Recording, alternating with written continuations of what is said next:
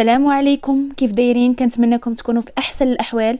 مرحبا بكم في فيديو جديد. عواشركم مبروكه، كنتمنىكم تكونوا بخير وعلى خير. مرحبا بكم في فيديو جديد وفي وصفه جديده. في هذا الفيديو ان شاء الله غادي نشارك معكم اسهل واسرع والذ معسله تقدروا تحضروها في وقت قياسي، يعني 2 سوايع تكون واجده. مقادير بسيطه سهله وسريعه التحضير، والاهم كيجي الشكل ديالها راقي وجميل جدا. باش تعرفوا المقادير وطريقه التحضير تبعوا معايا الفيديو من الاول للاخير. والا كنتم مشتركينش في القناه كنتمنىكم تشتركوا وتنضموا للقناه ديالي. وإلا عجبكم الفيديو ما تنسوش تضغطوا على زر الاعجاب باش يوصل المزيد من الناس. بلا ما نطول عليكم مباشره ندوزو المقادير وطريقه التحضير.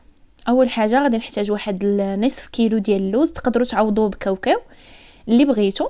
كناخذوه وكنحمروه بالقشره ديالو، اما تحمروه في الفران اولا تحمروه في المقله بشكل عادي. انا درتو في واحد الطاوه هكا وغادي ندهنوه واحد الدهينه خفيفه بالزيت وكندخلوه كيتحمر. ضروري تقابلوه مره تطلعوا عليه، ما تغفلوش عليه حيت الا تحمر فوق القياس كيعطيكم المروره وسط المعسله ديالكم. صافي هنا غادي ندهنوا واحد الدهينه خفيفه بالزيت وغادي ندخلوه الفران. شعلت عليه غير من الفوق ومره كنحركو.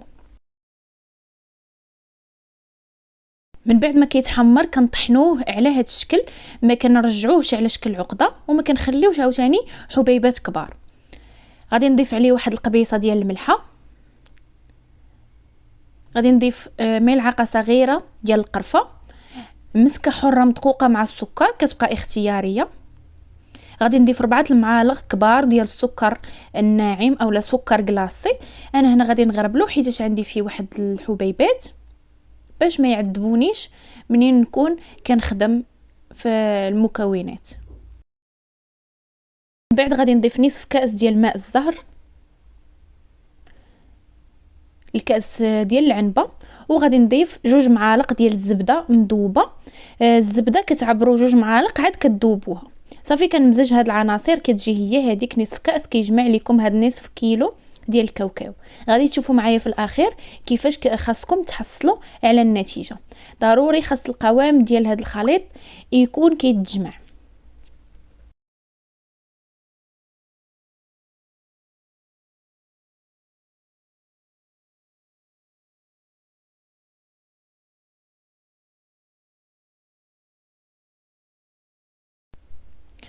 صافي من بعد ما تجمع كيف ما كتشوفوا على هذا الشكل، هذا هو القوام اللي خاصنا نتحصلوا عليه.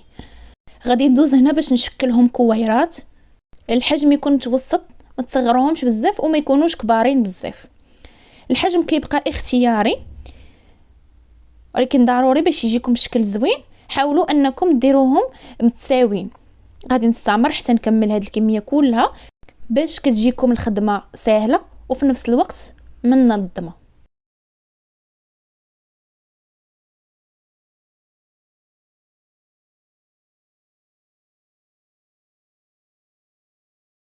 من بعد ما سالينا الكميه غادي ناخذوا الورقه ديال الفيلو. ضروري حاولوا انكم تختاروا الورقه اللي تكون جديده والا غادي تعذبكم هكا، غادي تبقى تقطع عليكم. صافي كناخذوا واحد الوريقه وكنبقاو نتنيوها على هذا الشكل. الطريقه واضحه في الفيديو. كنبقاو ندفعوا بصبع وفي نفس الوقت كنجروا بالصبع الاخر حتى كنتحصلوا على هاد التنيات هادو. كنوضعوا هذوك الكويرات في الوسط. انا في الاول درت 4 ولكن من بعد غادي ندير 5. الشريط ديال ورقه الفيلو كيهز لكم 5 ديال الكرات على حسب الحجم اللي درتوه نتوما. كيف ما قلت لكم في الاول درت 4 ولكن من بعد بان ليا بانه يقدروا يهزوا ليا 5 فزدت 5. كنطويوها، كنحاولوا نلصقوا من التحت، كنجروا غير الجوانب ديال الورقه كنلصقوهم من التحت وكنحاولوا نحافظوا على هذوك التنيات. غادي نوري لكم في قطعه اخرى. كنوضعوها في الوسط، كناخذوا غير الجوانب كنلصقوهم من التحت وكنقلبوا، كنضغطوا على الجوانب باش كيتسدوا. صافي وإلا كان شي فائض كنقطعوه بالسكين بطريقه عاديه. ما ديروا لا الزبده لا زيت لا حتى شي حاجه حيت كتبدا تقطع. غادي نستمر بنفس الطريقه، كنجمع جنيبات هكا من التحت وكنقلب. كتحاولوا تحافظوا على هذيك التنيات باش كيعطيكم داك الشكل الزوين. صافي، وكتوضعوهم في اللاطه ديال الفران. انا غادي نستمر بنفس الطريقه حتى نكمل الكميه كلها.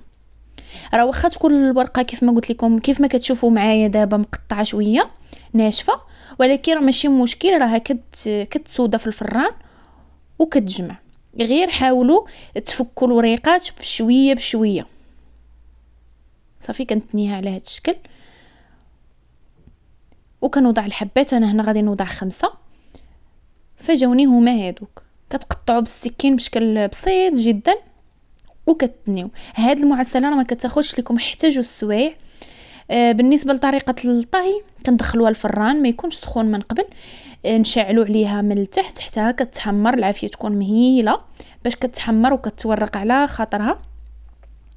عاد كنشعلوا عليها من الفوق، كتاخذ داك اللون الذهبي.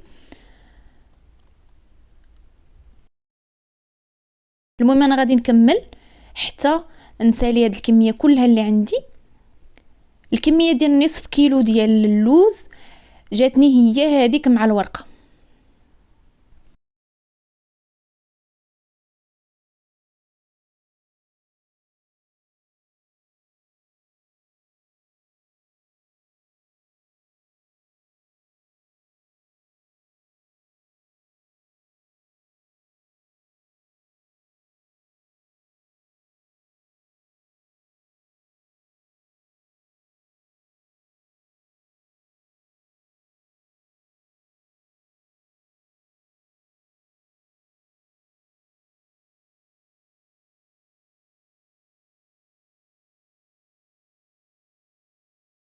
من بعد ما كنكملوها كنوضعوها في الطاوه ديال الفران هكا. من الاحسن تكون مفرشه بورق الطبخ، وكنرشوها بالزبده. ضروري ما كترشوها بالزبده باش كتزيد تورق عفوا.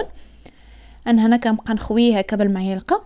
من بعد غادي ناخذ الشيته وغادي نزيد ندهنها مزيان.